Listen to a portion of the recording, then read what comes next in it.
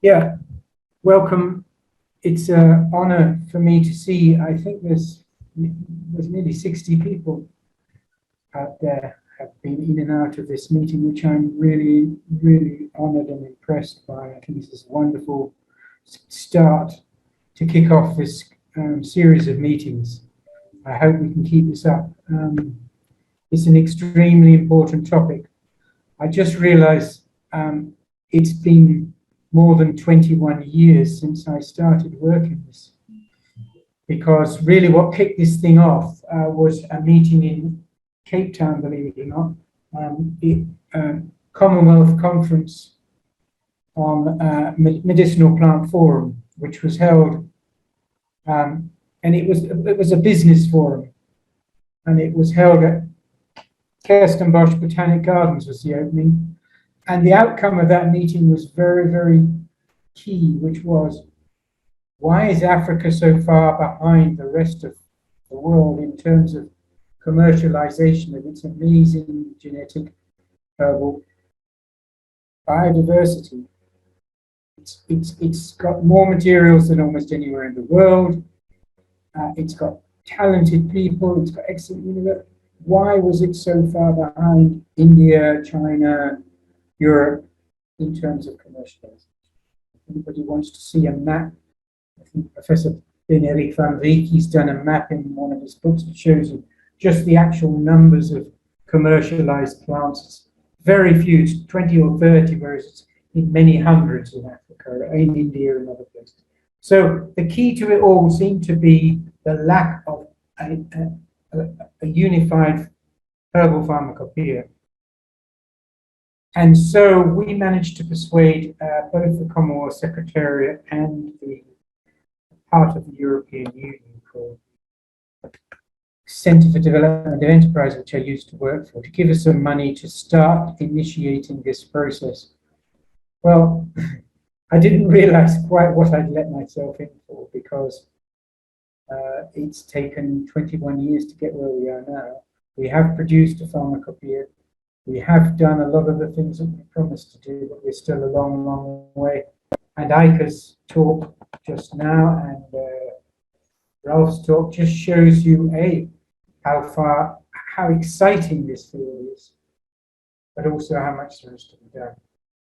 So the lack of suitable quality control standards will mean that virtually no big company, whether they're African, whether they're international, whether they're multinational, will really want to look at your plant material and take it further. However many people say wonderful things about it, you have a line of healers saying wonderful things, that this works for me and it's managed to cure millions of people. It doesn't matter unless we know something about, we have some standardization. So that is the reality, and so that's what led to the first African health. And so the key to it was about what were going to be the relevant plants. Some attempts have been made to make these, but we suddenly realized that most of them were not African plants, so we had to define first what plants were we going to put in the pharmacopoeia and which ones we were not. We had a lot of debate, so one of the things I think you need to realize that AAMPS is a platform in which there are many herbalists, scientists, companies who have been involved, over 200 at one stage or other. And so it was a very democratic process. No one person, no, not even the board, which were 2 or 3, decided on these things. There were a group of people who went out. And we decided that it had to be of African origin. botanically. That's not always easy to find out. It had to be a plant that is traded internationally. That meant across national borders, at least two. So it wasn't just a product of one country. It had to have some movement across borders. It could be informal trade. It didn't have to be formal trade, but it had to be available at least regionally, if not internationally. It had to be safe. In other words, if it was a plant that, like, that was dangerous, that had some major ingredients in it which were likely to cause problems, then we had to leave it aside. Not that we didn't want to ever come back to such plants, but at this stage we were not able to cope, so all the drug plants.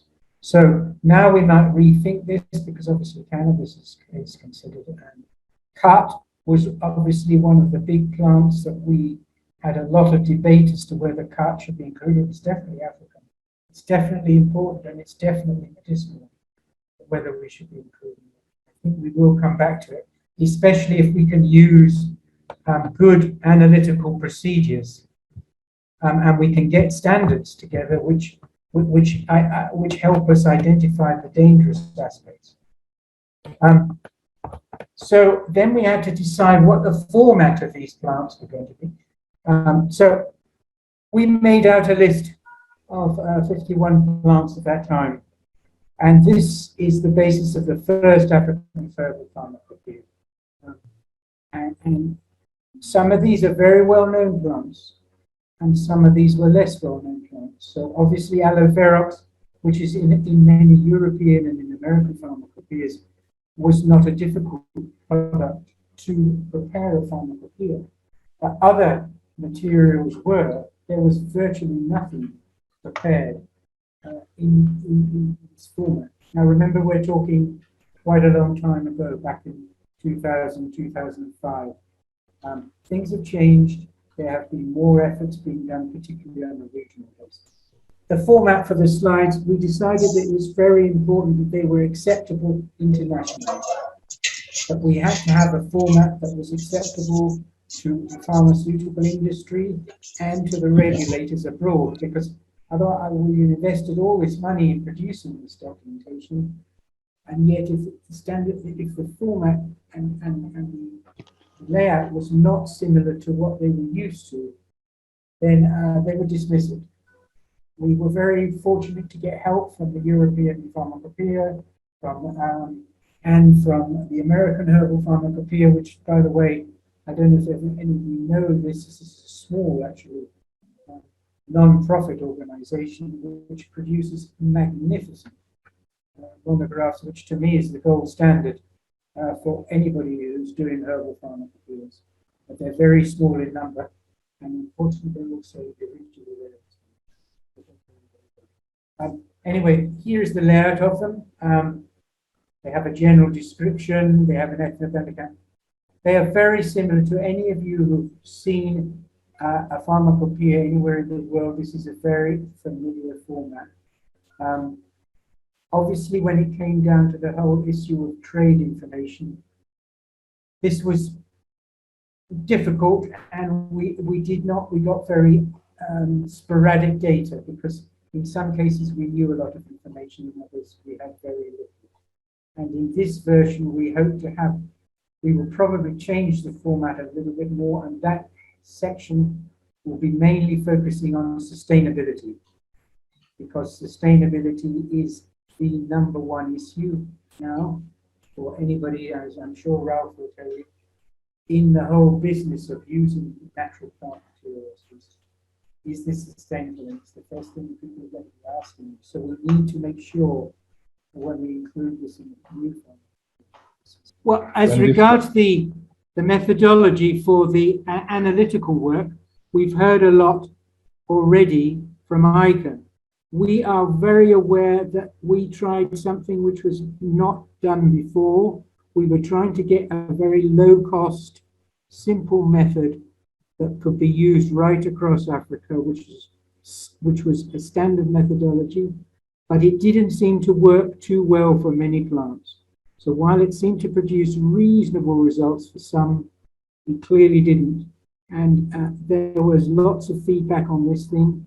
And we are thrilled that this time around we will be able to work with the HPTLC Association to hopefully solve this problem, or certainly produce a methodology for the analytical work which will be far superior to what we have done before.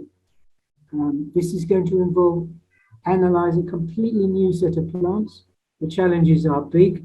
We have to move reference material, and we need to have at least 4 or 5 samples of each plant from different parts of Africa, either move it up to Switzerland or move it into South Africa for analysis.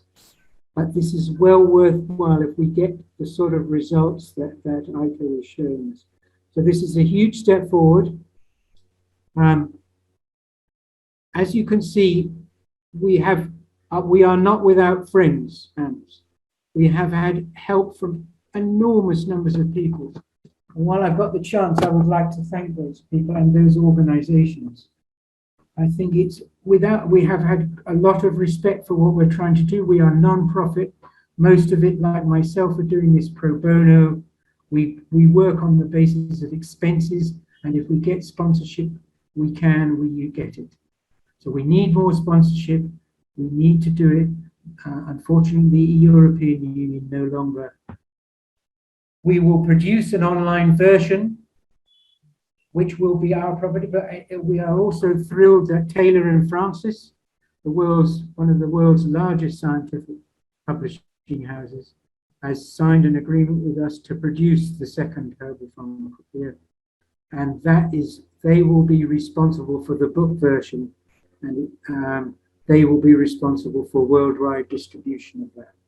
But I assure you they are very interested and concerned. So this is what the old pharmacopoeia looked like. I'm not sure whether the new one will. We will see. And this is the interior of it. The samples, they had photographs, they had analytical work. Maps. Believe it or not, there are no maps. We asked Kew Gardens to help us with the maps. We will ask again, probably with the South Africans, to help with the map. But it's very difficult to get maps. What happens is that you say, tell me the map of where rooibos grows, and somebody fills in the whole country. So in this case, we've got Pelargonium xydoides here, as you can see. That map is of the whole of South Africa, which is not really relevant. We are aware that some attempts were made before, what they called an African pharmacopoeia. This is the African Union hired some consultants to do this way back in 1985. But it was it didn't have any analytical work in it. It was not produced with any body of African scientists involved in doing it. And a lot of the plants were not even African. The choice was not based on any systematic judgment.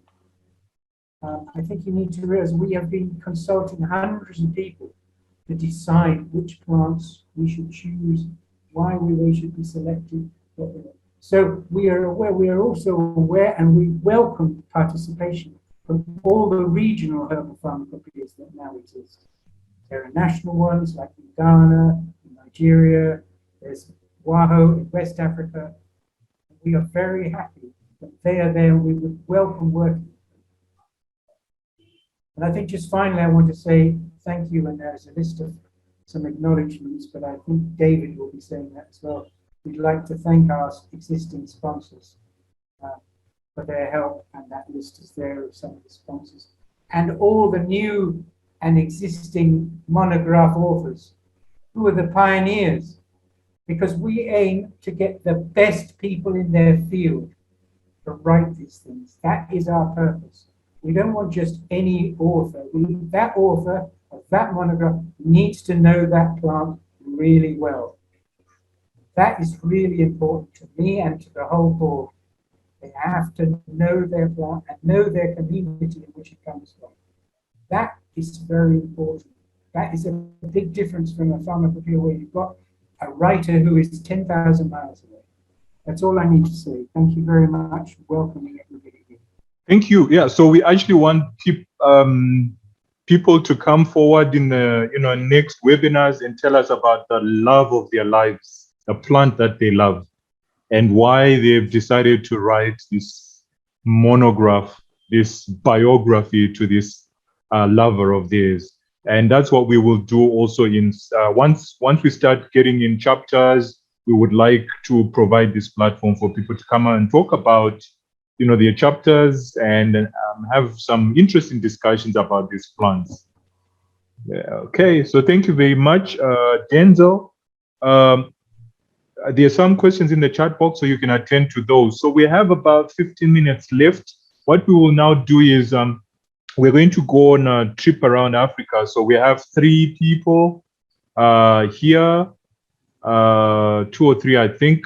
Shall we start? And I'm going to be very strict because I said 5 minutes, and I also sort of gave you an outline of what you need to address, right? So we've got Emmanuel, then we've got Martins, and then we've got Nokwanda. So let's start with Martins and then Emmanuel, then Nokwanda.